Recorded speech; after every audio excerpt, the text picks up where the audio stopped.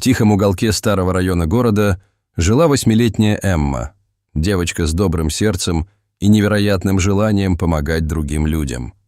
Она была известна в округе благодаря своей доброте и отзывчивости. Каждый день Эмма искала возможности сделать что-то хорошее, будь то помощь пожилым соседям с покупками, игра с маленькими детьми во дворе или просто улыбка прохожим. В ее глазах сверкало какое-то особое тепло, которое притягивало к ней людей. Она верила, что даже самые маленькие добрые поступки могут сделать мир лучше, и это была не просто вера, это было ее жизненное кредо. Однажды, играя на улице с друзьями, Эмма заметила бездомного мужчину, который сидел на скамейке, склонившись над чем-то в своих руках. Его вид вызывал у нее чувство сочувствия. Мужчина выглядел уставшим, с запутанными растрепанными волосами и щетиной на лице, а одежда, которую он носил, была потрепанной и грязной. Эмма чувствовала, что не сможет просто пройти мимо, ведь такое сердце не позволяло ей оставаться равнодушной. В это время ее друзья обсуждали свои новые игрушки и игры, но мысли Эммы уже были сосредоточены на бедственном положении незнакомца. Она подошла к нему, сжимая в руках свой обед, который ей приготовила мама. Сначала она шептала подружкам, что они должны помочь, но их беззаботные разговоры о детских радостях казались ей далекими и неуместными, когда рядом был человек, нуждающийся в поддержке. Мужчина по имени Эдди, который выглядел усталым и изможденным, был приятно удивлен добротой и вниманием маленькой девочки. Его глаза, полные грусти, неожиданно ожили.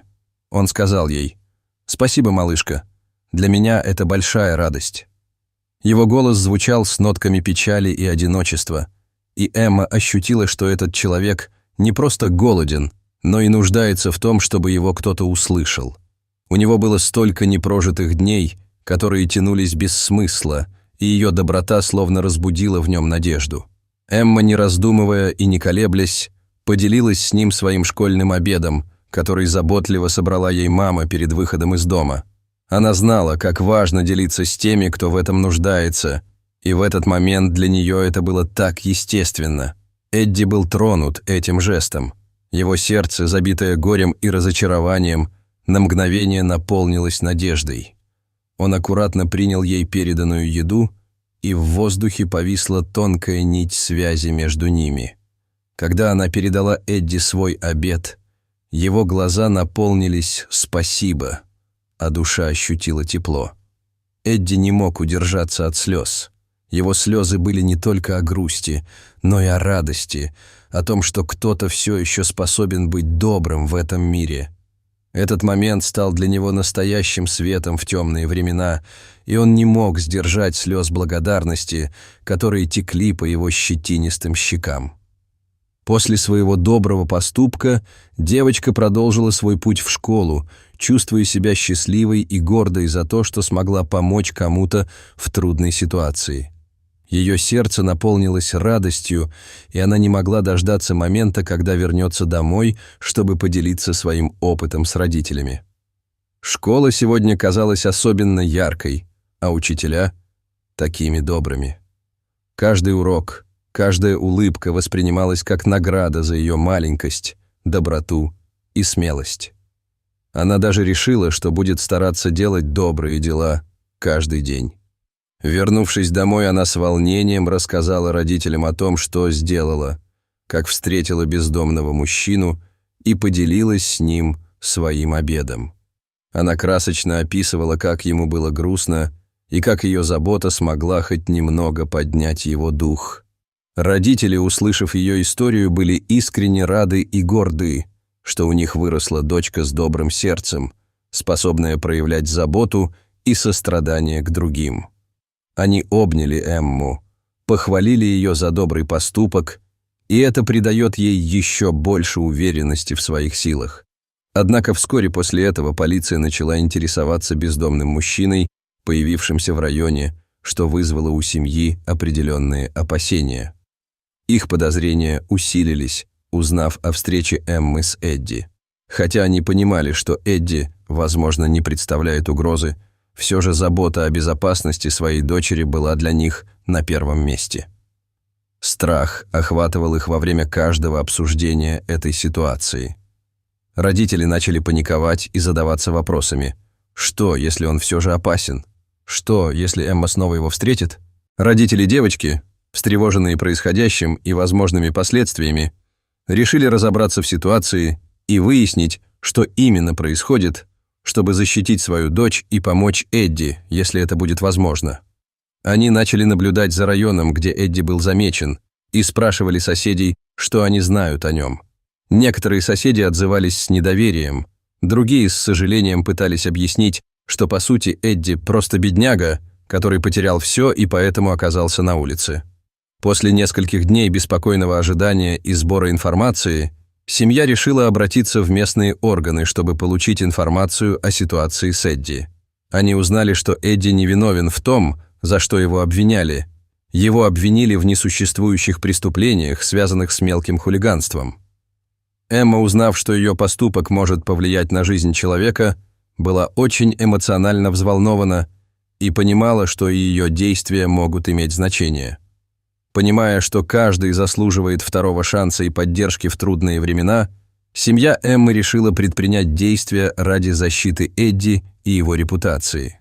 Они собрали информацию, обратились в приюты, где теплые сердца стремились поддерживать незаслуженно осужденных. Они решили найти Эдди и узнать о его настоящей истории, о том, каким образом он оказался в столь сложной ситуации. В конечном итоге, после нескольких заброшенных зданий, где он искал укрытие, они нашли Эдди в окрестностях заброшенного здания, где тот временно нашел пристанище, укрываясь от непогоды и одиночества. Они подождали, пока он не успокоится, и затем подошли к нему.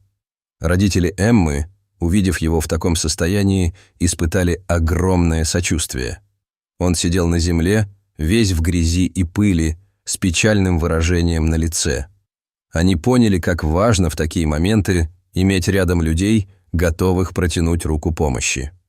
Эмма была в восторге от того, что смогла помочь. Родители предложили Эдди еду, одежду и поддержку, чтобы он почувствовал, что не одинок в этом мире. Они предложили воды и даже собрали для него небольшой пакет с продуктами. Эдди с трепетом принимал каждый жест доброты. Его глаза блестели от слез, когда он чувствовал, как тепло и внимание других способны исцелить даже самые глубокие раны. Они организовали для него временное место жительства и сделали все возможное, чтобы обеспечить ему тепло и безопасное пространство. С поддержкой родителей и Эммы, адвокат, которого наняла семья, выиграл суд и снял обвинение с Эдди, восстановив его доброе имя и репутацию. Каждое утро Эмма искренне ждала, когда ее новый знакомый сможет поднять голову и начать новую жизнь. Семья стала настоящим ангелом-хранителем для бездомного мужчины, помогая ему встать на ноги и возвращаться к нормальной жизни. Эдди был безмерно благодарен Эмме и ее семье за душевную щедрость и возможность заново взглянуть на свою жизнь. Вскоре после этого они решили помочь Эдди найти работу и арендовали для него маленькую комнату в гостинице, предоставив ему возможность почувствовать себя как в доме. Эмма даже помогала ему заполнять анкеты на работу, учила его, как вести себя на собеседованиях и делилась своими советами по общению. Для нее было важно, чтобы Эдди понимал, что он также заслуживает шанса. Сидя с Эммой за кухонным столом, Эдди чувствовал, что у него появилась настоящая семья, способная поверить в него и дать шанс. Он учился ценить мелочи и был счастлив, когда смог получить стабильную работу в местном магазине бытовой техники. Несмотря на все трудности и колебания, он чувствовал, что теперь имеет поддержку, и это придавало ему сил.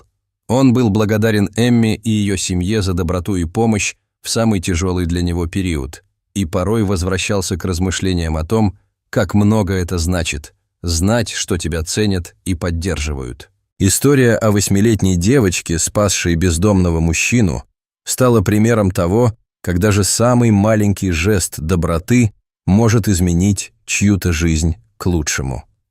Эмма продолжала танцевать по жизни, искря добротой и нежностью. Она никогда не забывала о своих уроках сострадания и даже в будущем всегда искала возможности помогать другим. Каждый раз, когда она видела Эдди, ее сердце наполнялось радостью, ведь она знала, что они смогли создать что-то замечательное вместе. Она стала его надежным другом и поддержкой, а Эдди стал ее вдохновением. Вскоре их история стала образцом для подражания в городе.